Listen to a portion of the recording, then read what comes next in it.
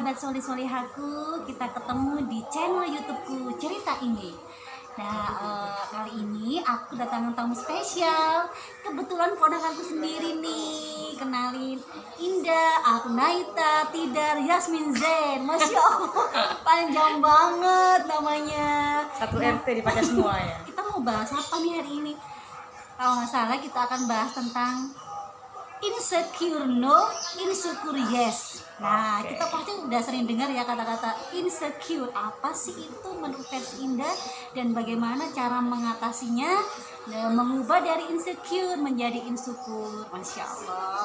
Baik, terus stay tune di channel YouTubeku Cerita Ini. Baik, kenalin dulu dong siapa kamu.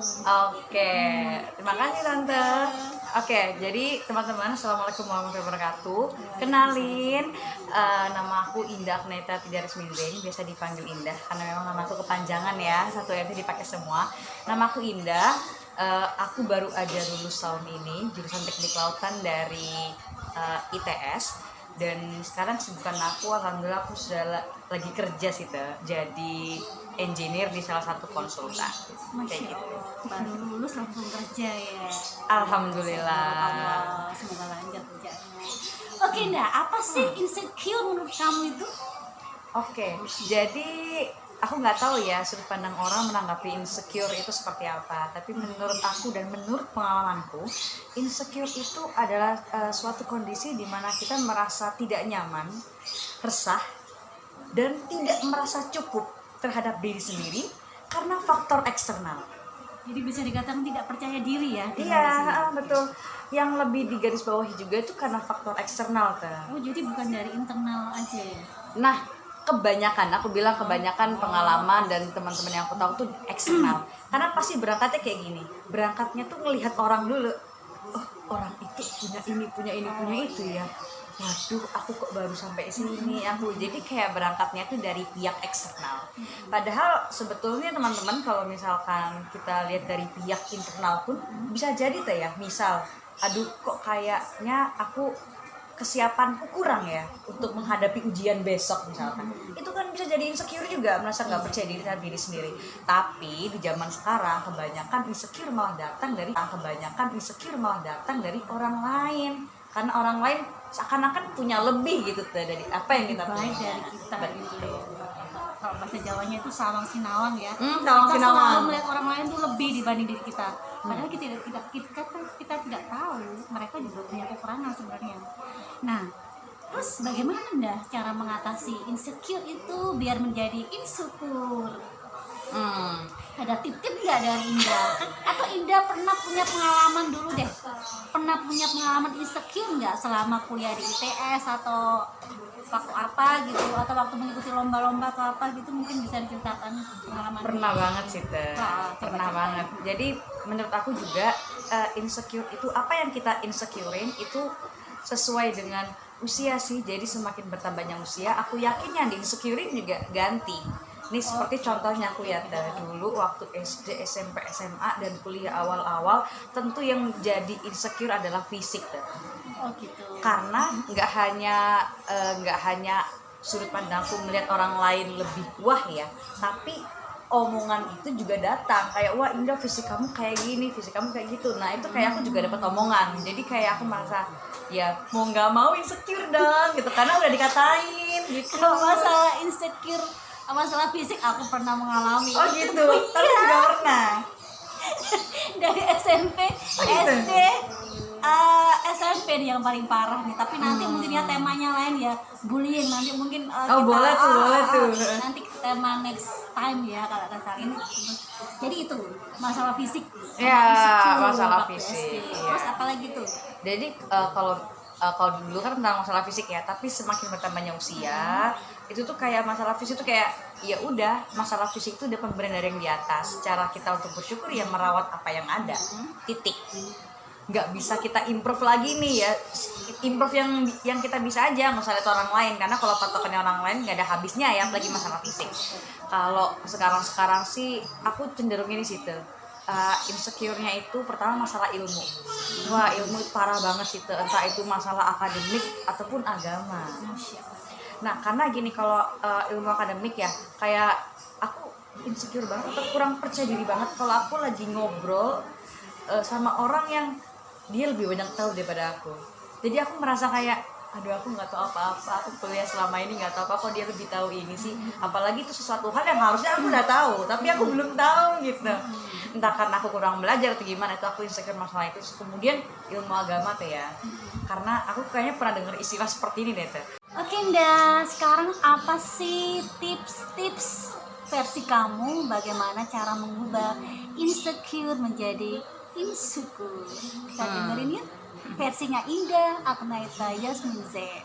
Oke, jadi yang pertama itu sadar diri ya, menerima diri sendiri dulu, bahwa kayak aku sama orang lain tuh ya berbeda.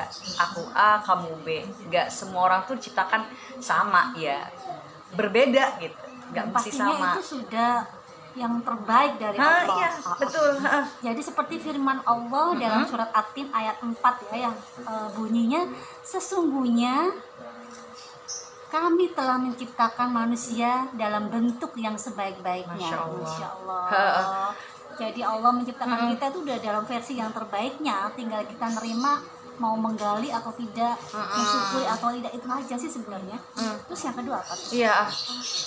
Nah, yang kedua, setelah kita kenal sama diri kita sendiri, kita harus menggali diri kita sendiri.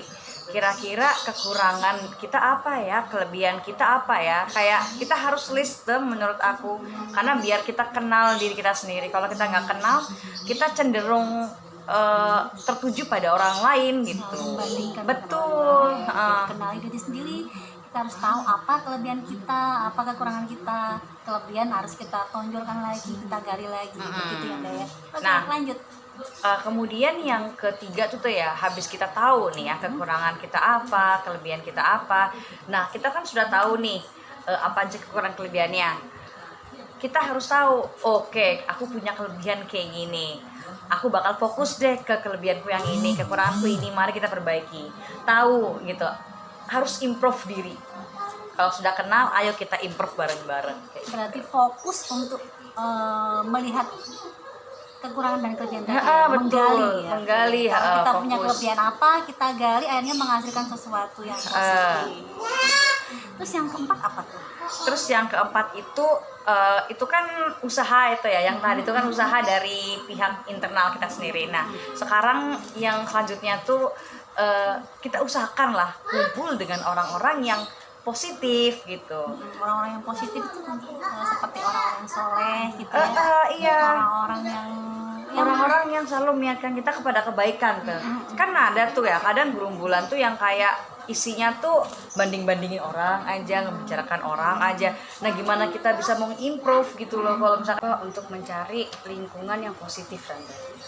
jadi berkumpul dengan orang-orang yang positif ya. Seperti contohnya orang-orang soleh. Betul. Yang Karena punya kegiatan positif. karena kan kayak kita itu dipengaruhi juga oleh lingkungan sekitar kita. Jadi kalau lingkungan sekitar kita toksik ya, atau kayak suka ngebicarain orang, suka membanding-bandingin orang lain, gimana kita nggak mau keikut ya gitu. Cari lingkungan yang soleh-soleha. Sip. Oke.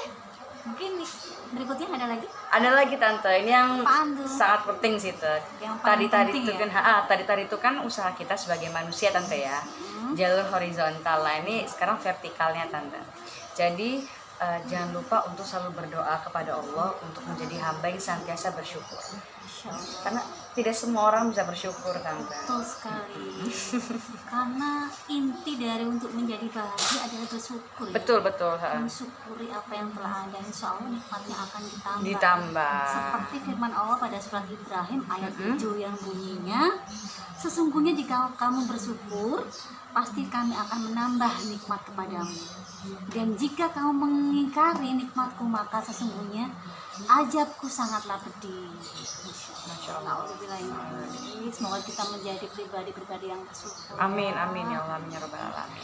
Oke Ndah, kita tadi udah ngobrol banyak masalah insecure no, insecure yes. Nah, kira-kira closingnya apa nih untuk sahabat solih-solihah semua? Oke, closing dari aku tetap berkaitan sih, apalagi yang paling terakhir tadi mengenai bagaimana cara kita untuk bersyukur kayak gitu tuh ya.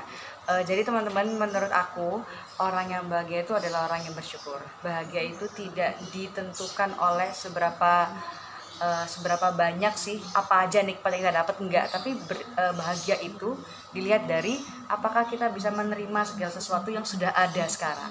Terus Merasa cukup ya. betul. Qanaah, itu sifat merasa cukup dengan apa yang sudah diberikan Allah. Masya Allah, semoga dengan tayangan ini bisa menginspirasi solih-solihah semua, Amin. sahabat solih-solihahku, untuk menjadi pribadi yang lebih bersyukur. Amin. No insecure. Oke, thank you Indah dan teman-teman yang nonton, sahabat solih-solihahku, jangan lupa like and subscribe. Oke. Jangan lupa channel YouTubeku Cerita Ime. Terima kasih Indah. Wassalamualaikum warahmatullahi wabarakatuh. Waalaikumsalam.